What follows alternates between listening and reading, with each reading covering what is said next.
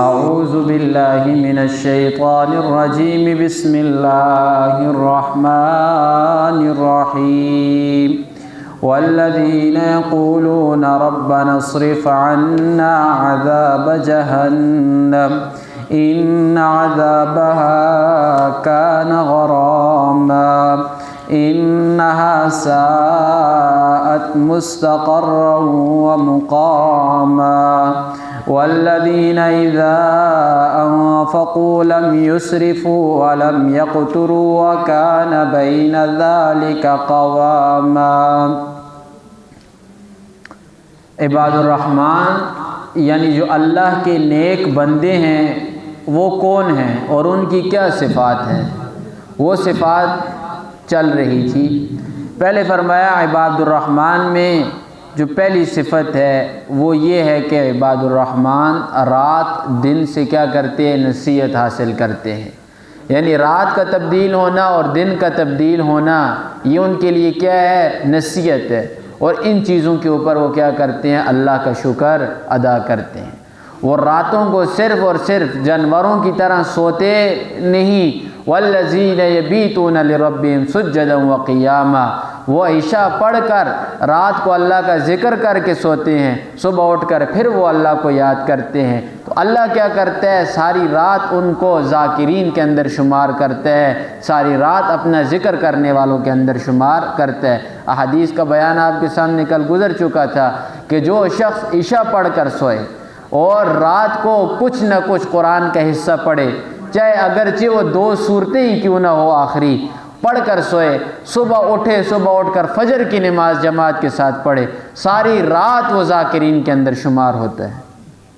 یہ چیز ہے، لیکن نہ عشاء پڑھی اور نہ صبح پڑھی، نہ رات کو اللہ کا نام لیا، بالکل اللہ کی یاد سے غافل اگر سو گیا تو وہ ساری رات ایسے ہی سو رہا ہے جیسے کہ جانور سو رہے ہیں۔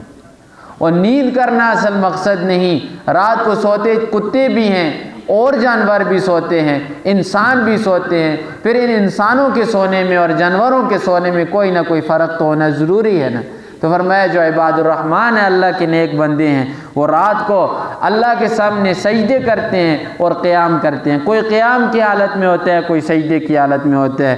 فرمایا والذین، اور یہ عباد الرحمن یقولون کہتے ہیں، ربنا، اے ہمارے پروردگار، اصرف عنا، تو دور کر ہم سے، عذاب جہنم، جہنم کے عذاب کو۔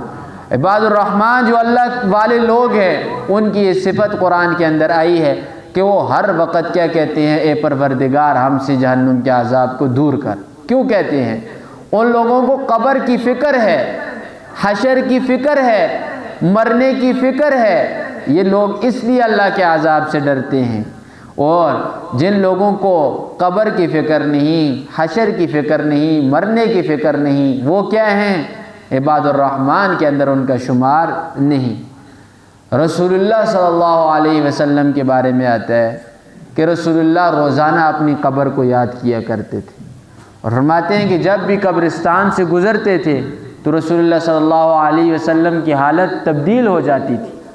اور یہی بات صحابہ کے بارے میں آتی ہے کہ صحابہ روزانہ اپنی قبر کو یاد کرتے تھے اور قبر کو روتے تھے، اور احادیث کا مضمون بھی ہے، اور احادیث میں یہ بات وضاحت کے ساتھ بیان ہوئی ہے کہ قبر، جیسے اس دن آپ سے میں نے عرض کیا تھا کہ جہنم کو رویت اللہ نے دی ہے کہ جہنم دیکھتی ہے، اسی طریقے سے قبر کے بارے میں بھی بعض روایات کے اندر یہ بات آئی ہے کہ قبر بھی اپنے چلنے والے کو پہچانتی ہے، اس کو بھی اللہ نے کیا دی ہے، رویت دی ہے، دیکھ سکتی ہے قبر، اور قبر دیکھتی ہے۔ اور بعض روایات کے اندر تو یہاں تک مضمون آیا ہے کہ قبر پکارتی بھی ہے، قبر آواز بھی دیتی ہے کہ تو میرے اندر آنے والا ہے، اور میں فلاں فلاں چیزوں کا گھر ہوں، کیڑے مکوڑوں کا گھر ہوں، یہ ساری چیزیں آواز دے کر قبر کیا کرتی ہے، پکارتی ہے۔ تو جب وہ پکارتی ہے ہم اسے بھول جائیں تو جب ہم اس کے پاس جائیں گے تو ہماری کیا حشر ہوگی؟ تو فرمایا وہ اللہ کے عذاب کو بھولتے نہیں ہیں، اللہ کے عذاب کو ہمیشہ یاد رکھتے ہیں، اور وہ کہتے ہیں ربنا، اے ہمارے پروردگار، اصرف عنا، تو دور کر ہم سے عذاب جہنم، جہنم کے عذاب کو۔ ہر وقت یہ کہتے ہیں کیوں؟ ان عذابہ، کہتے ہیں پروردگار بے شک جو جہنم کا عذاب ہے، کان غرامہ، یہ کیا ہے؟ سخت نقصان دہ ہے۔ یہ اگر جہنم کے عذاب کو انسان سوچے، آدھا منٹ کیا ایک لمحے تک دنیا کی آگ کے اندر اپنی انگلی نہیں پکڑ سکتے۔ ذرا سی اگر دنیا کی آگ کے سامنے اپنی انگلی کریں گے، وہ کیا ہو جائے گی؟ گل کر ختم ہو جائے گی۔ دنیا کی آگ کے اندر، جس کے بارے میں رسول اللہ صلی اللہ علیہ وسلم نے فرمایا 70 گنا زیادہ سخت ہے جہنم کی آگ، تو فرمایا اس کے سامنے کون کھڑا ہو سکتا ہے؟ تو فرمایا وہ کیا ہے؟ غرامہ، سخت نقصان دہ ہے۔ انہا ساعت مستقرہ، بے شک وہ ٹھکانہ ہے بہت ہی برا، وہ مقامہ، اور جگہ ہے بہت ہی بری۔ مستقر کہا جاتا ہے اس ٹھکانے کو جس کے اندر انسان تھوڑے وقت کے لیے رہے۔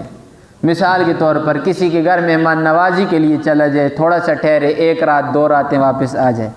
فرمایا جو جہنم کے اندر گیا تھوڑے عرصے کے لیے، اس کے لیے بھی جہنم بری ہے۔ وہ مقامہ، اور جس کو پکا پکا الٹ کر کے جہنم لکھ دی گئی، اس کے لیے بھی بری ہے۔ بعض لوگ تھوڑے وقت کے لیے جہنم میں جائیں گے، جیسے مسلمان ہیں، کلمہ پڑھا ہے کہ 1 روپیہ کسی کا کھایا تو وہ 1500 سال نیچے جائے گا جہنم میں، اور 1500 سال اوپر آئے گا، تو یہ کیا ہے؟ تھوڑا عرصہ ہے۔ 1500 سال تھوڑا عرصہ ہے۔ اس طرح جمع کرتے کرتے لوگوں کے حقوق، اللہ کے حقوق، اگر مسلمان چلا گیا وہ واپس کب آئے گا کسی کو پتہ نہیں۔ دنیا کی زندگی کا تو ہر ایک کو پتہ ہے، زیادہ سے زیادہ ہوئی تو 100 سال، نہ ہوئی تو 200 سال، سب سے زیادہ، لیکن چلے جانا ہے ادھر۔ دنیا کے اختتام کو کوئی پتہ نہیں، ادھر کیا ہے؟ جہنم کی آگ ہی آگ ہے۔ تو اللہ فرماتے ہیں جو تھوڑے عرصے کے لیے گیا اس کے لیے بھی بری، اور جو زیادہ عرصے کے لیے گیا، اور جو پکا پکا جہنم کے اندر ٹھہر گیا، اس کے لیے بھی وہ کیا ہے؟ بری ہے۔ یہ کوئی اچھی چیز نہیں۔ اور ادھر آوازیں کیسی ہوں گی وہ آپ پیچھے پڑھ چکے ہیں۔ بری جگہ کیوں ہے؟ آوازیں ادھر کیا ہوں گی؟ فرمایا لہم فیہا زفیر و شہیق، ادھر گدے کی آوازیں ہوں گی۔ جیسے گدے رینگتے ہیں ایسے یہ انسان ادھر کیا کریں گے؟ رینگیں گے، بڑی بڑی آوازیں نکالیں گے۔ تو کیسی بری جگہ ہے؟ تو فرمایا والذین، دوسری اب ان کی ایک اور صفت یہاں پر آ رہی ہے۔ فرمایا والذین، اور وہ لوگ یعنی عباد الرحمن، الذین اذا انفقوا، جب یہ خرچ کرتے ہیں اللہ کے راستے کے اندر یا اپنے معمولات گھر وغیرہ کے اندر، کسی جگہ پر بھی وہ خرچ کرتے ہیں جو خرچ کرنے کی جگہ ہے، لم یسرفوا، وہ فضول خرچی نہیں کرتے۔ اسراف اور تبذیر کے اندر آپ کو فرق پہلے بتا چکا ہوں کہ تبذیر کہا جاتا ہے ان المبذرین کانوا اخوان الشیاطین، یعنی فضول خرچ کرنے والے شیطان کے بھائی ہیں۔ تبذیر کہا جاتا ہے کہ ایسی جگہ کے اندر انسان خرچ کرے جو جگہ خرچ کرنے کی ہے ہی نہیں۔ وہ پہلے عرض کیا تھا کہ شادی بیاہ کے موقع کے اوپر جو ہم خرچ کرتے ہیں، اور اسی طریقے سے فوتگیوں کے اوپر جو خرچ کرتے ہیں، یہ جگہ خرچ کرنے کی ہے ہی نہیں۔ ادھر جو کوئی خرچ کرتا ہے اس کے بارے میں قرآن کے اندر صاف الفاظ آئے ہیں۔ فرمایا ان المبذرین کانوا اخوان الشیاطین، یہ فضول خرچ کرنے والے شیطان کے بھائی ہیں جو ایسی جگہوں پر خرچ کرتے ہیں جو خرچ کرنے کی جگہ نہیں۔ کہا جاتا ہے کہ جگہ تو ایسی ہے جس پر خرچ کرنا ہے، ضرورت کے تحت خرچ کر رہا ہے، لیکن جدھر 2 روپے لگ رہے ہیں ادھر یہ 5 لگا رہا ہے، اسے کیا کہا جاتا ہے؟ اسراف۔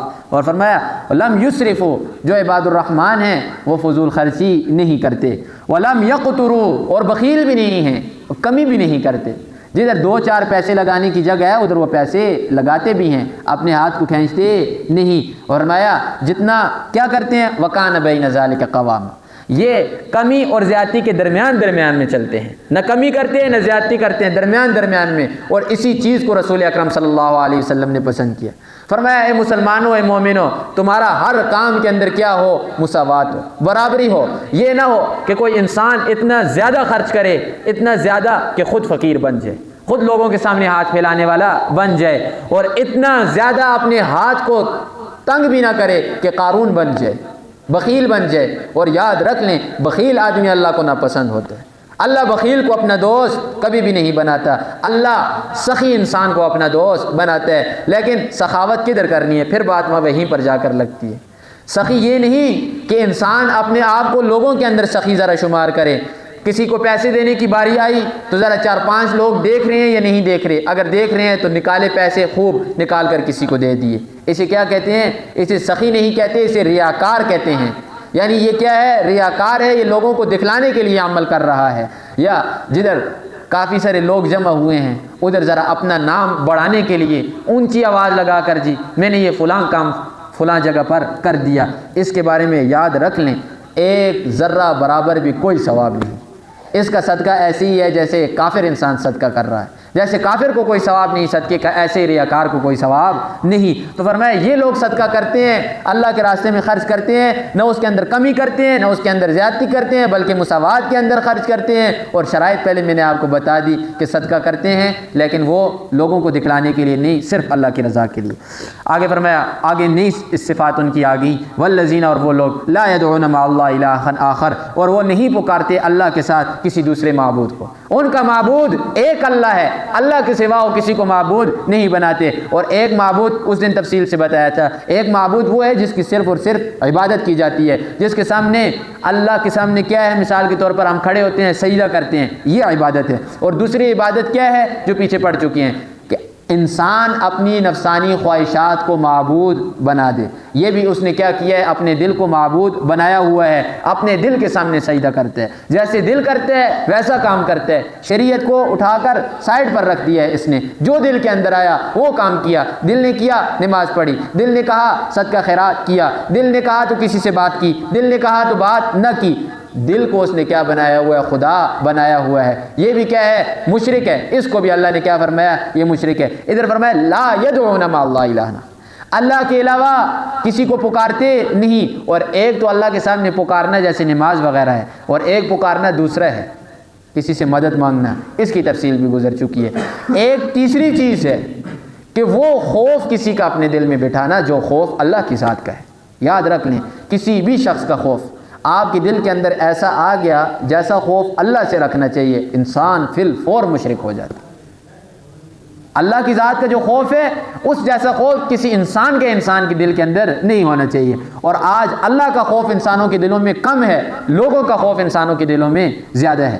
فلاں انسان نے مجھے دیکھا، فلاں انسان مجھے مارے گا، فلاں انسان کو یہ بات پتہ چل گئی، یہ ہو جائے گا، وہ ہو جائے گا۔ انسانوں کا خوف ہم نے دلوں کے اندر بٹھایا ہوا ہے، اللہ کے دین کا خوف، اللہ کا خوف، اللہ کے رسول کا خوف، وہ ہم نے دلوں سے کیا کر دیا ہے، نکال دیا ہے۔ اور یہی وجہ ہے کہ آج ہم مسلمان کس کی طرف جا رہے ہیں، ضلالت کے اندر جا رہے ہیں، گمراہی کے اندر جا رہے ہیں۔ اللہ کا خوف ہمارے دلوں سے نکل چکا ہے۔ بندوں کو دیکھنا، وہ فلاں بندے نے مجھے دیکھا، وہ کیا کہے گا، وہ فلاں بندہ ناراض نہ ہو جائے۔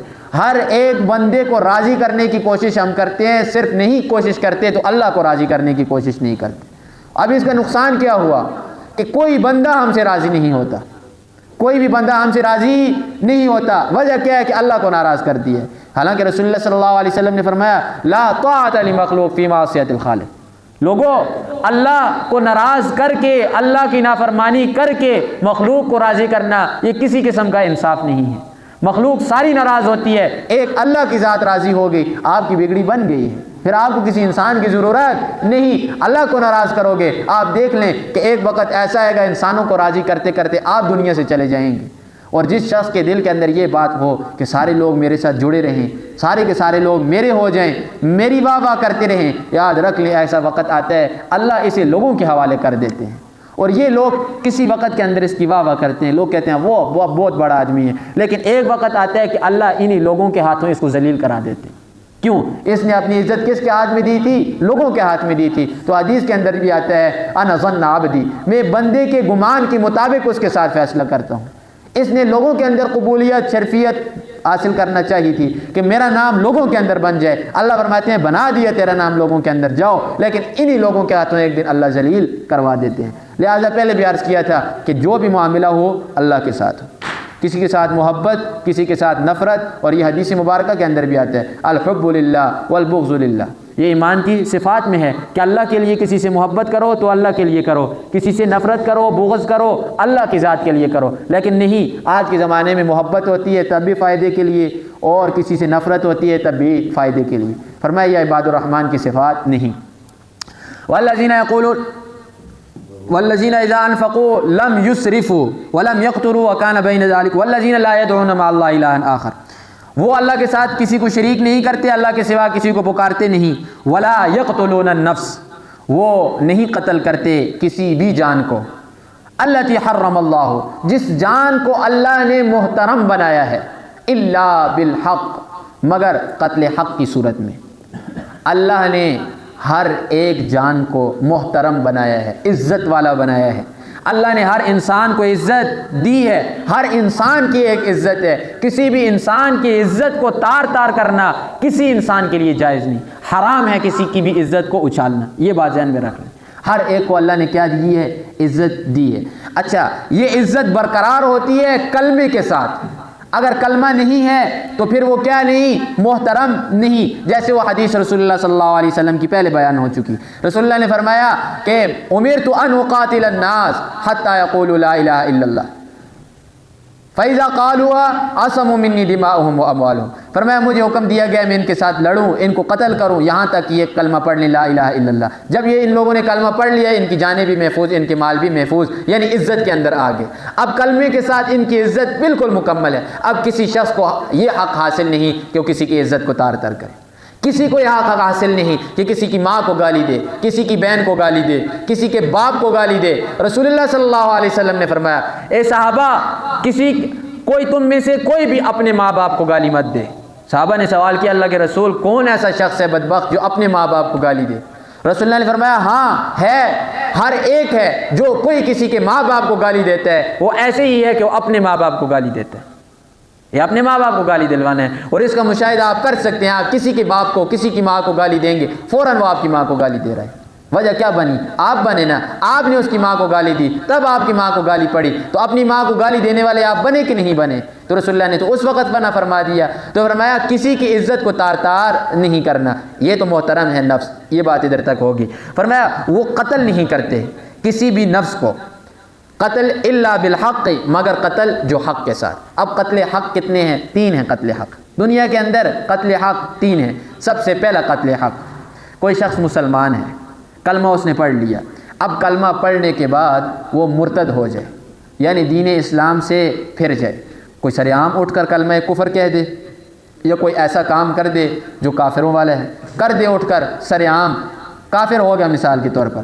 اب اسے 3 دن کا وقت ملے گا، کسی قاضی، کسی مفتی کے سامنے اسے بٹھایا جائے گا، وہ 3 دن اسے سمجھائیں گے، وہ علماء اسے 3 دن تک سمجھائیں گے۔ اگر سمجھ گیا، توبہ اس نے کر لی، چھوڑ دیا جائے گا۔ اگر 3 دنوں کے اندر توبہ اس نے نہ کی تو پورے مجمع کو جمع کر کے اسے قتل کر دیا جائے گا۔ یہ قتل کون سا ہے؟ قتل حق ہے۔ دوسرا قتل حق، شادی شدہ ہے، یعنی عورت ہے یا مرد ہے، شادی اس نے کی ہوئی ہے لیکن پھر اس نے زنا کر دی۔